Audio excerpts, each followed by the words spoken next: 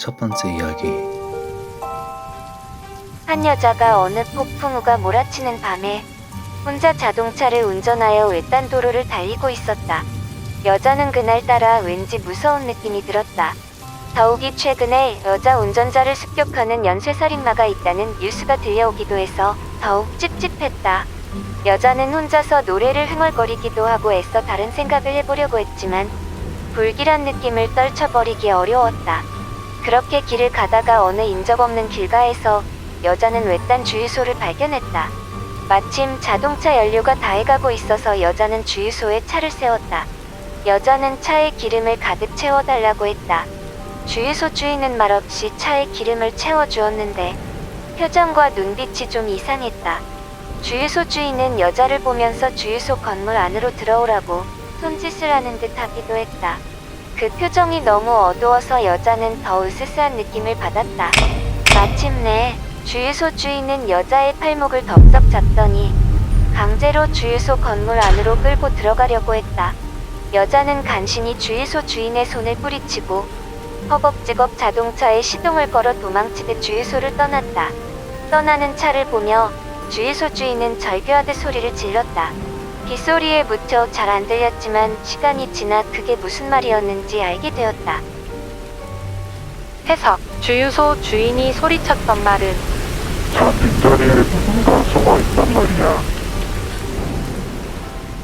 두 번째 이야기. 담력 체험을 하러 나와 친구 A와 B 이렇게 셋이서 몇 년 전 살인사건이 있었던 현가에 갔다. 여기서 죽은 사람이 혼자 살고 있었던 남자였다며? 진짜 불쌍하다. 토막 살해 당했다던데. 나라면 저승에도 못 갔을 듯. 범인은 아직도 안 잡혔다던데.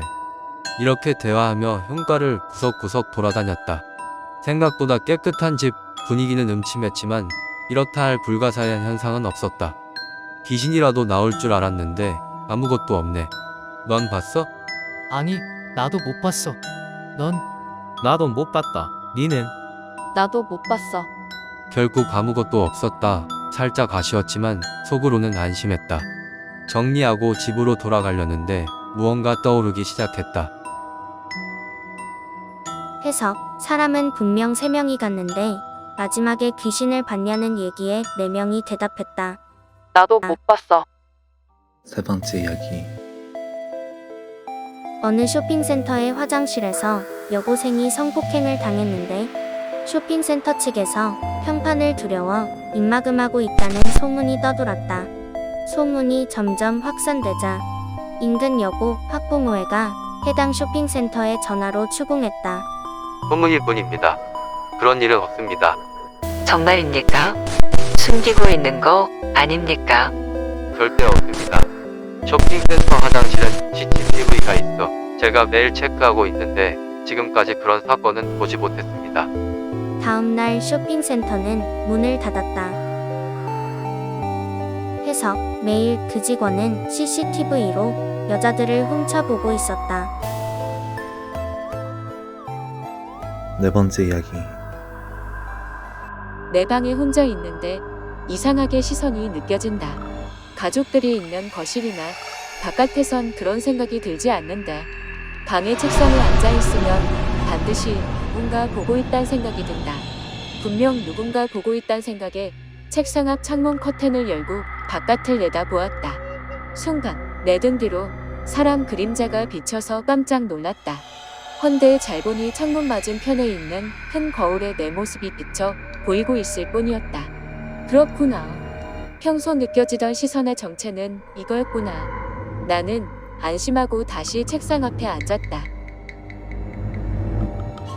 해석: 거울에 비친 자신의 눈을 보고 이것이 항상 자신을 보고 있었던 시선의 정체였다고 생각했지만 거울 속의 시선은 본인이 거울을 보고 있을 때에만 존재하게 되는 것이다.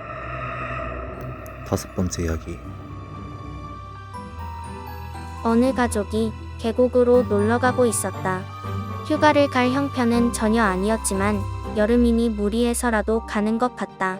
가는 곳은 산속 외진 곳이라 하루에 몇 대 없는 버스를 타고 가야 한다. 산기슭 근처까지 오니 아이가 배고프다고 칭얼거렸다. 덕분에 가족들만 내리게 해주기 위해 버스는 정차하게 되었다. 어쩔 수 없이 내려서 정류장 근처에 있는 가게에서 밥을 먹었다. 밥을 먹고 다음 버스가 올 때까지 기다리고 있었다. 몇 시간을 텔레비전을 보며 기다리는데 속보로 아까 버스가 낙석 사고로 전원 사망이라는 뉴스가 흐르고 있었다. 아내는 그 버스에서 내리지 않았으면 좋았을 텐데. 이라고 중얼거렸다. 남편은 바보같이 무슨 소리 하는 거야? 라고 고함쳤지만 다시 생각해보니 아내 말이 맞는 것 같아 우울해졌다. 해석. 만약 그 가족이 계속 타고 갔다면 버스는 낙석 주의를 피할 수 있었기 때문이다. 다른 해석. 사실 이 가족은 휴가를 떠나려 한 게 아니라 너무 가난해서 계곡에 단체로 자살하러 간 것이다. 6번째 이야기. 퇴근 후 집에 도착했는데 분명 아무도 없는데도 집에서 이상하게 인기척이 느껴지길래 집안에 불이란 불은 다 켜고 목욕을 하러 들어갔습니다. 들어가는 길에 쓰레기통이 부딪혀 넘어졌을 때는 살짝 놀랐지만 목욕을 끝내고 나와 불을 켰을 때 벽에 걸려있던 가방이 떨어져서 깜짝 놀라 넘어졌습니다. 해석. 불이란 불은 다 켜고 목욕하러 들어갔는데 목욕을 끝나고 나왔을 때 불이 꺼져 있었음.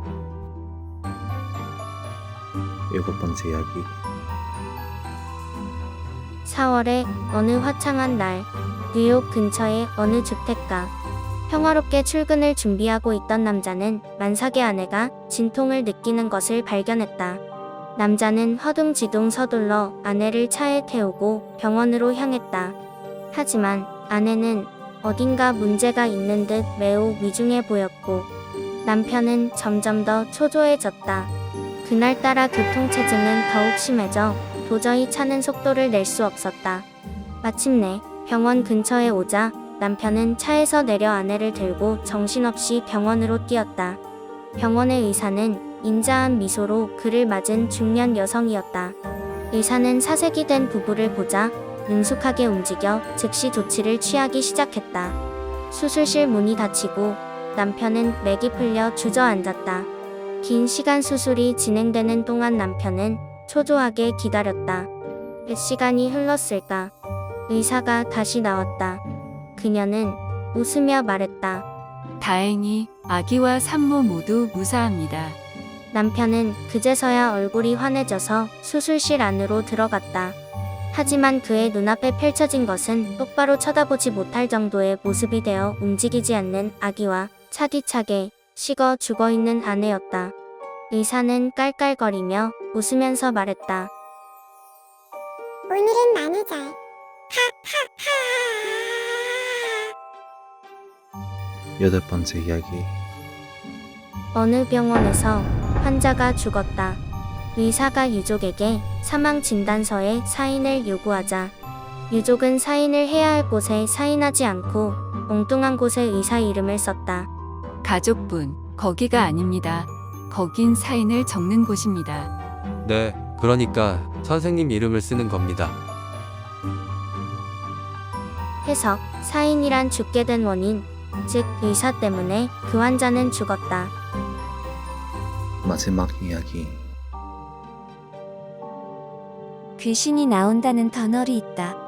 3명의 여학생이 어느 날 그 터널을 지나게 되었는데 무서워서 서로 손을 꼭 붙잡고 뛰어갔다.